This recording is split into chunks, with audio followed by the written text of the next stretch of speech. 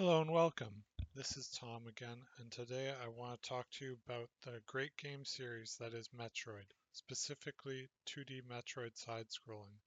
The footage you're seeing on screen now is from my favorite Metroid game of all time, Metroid Zero Mission. I played Metroid Fusion before this game and loved that game too, but this Metroid game will always have a special place in my heart as the beginning of the canon and the best way to play the original Metroid. I truly love the sense of adventure and the joy you felt after defeating each progressively more difficult boss or finding all of the upgrades in a map or even in the game.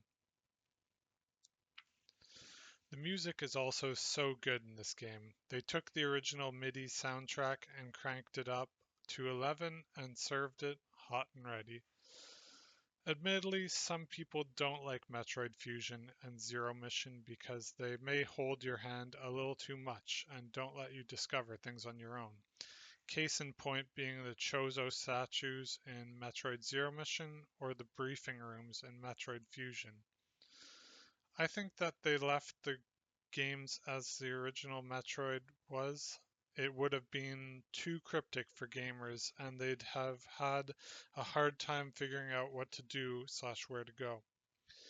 For example, myself and one of my good friends have recently been making our way through Metroid Prime Remastered, and that game truly is both a gift and a curse, in that it doesn't hold your hand, truly lets you explore to your heart's content, and get fully lost in.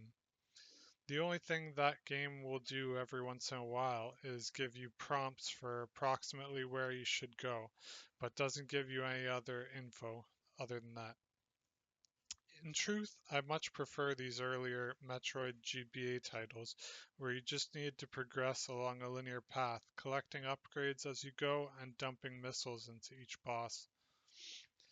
This doesn't mean I don't enjoy Metroid Prime Remastered. On the contrary, I like that it's a more complex game that requires you to think/react more.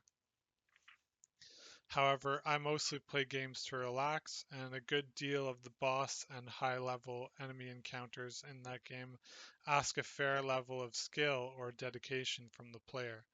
An example of this would be Finandra Drifts, Rock Boss, and the Ice Goon monsters that patrol the area.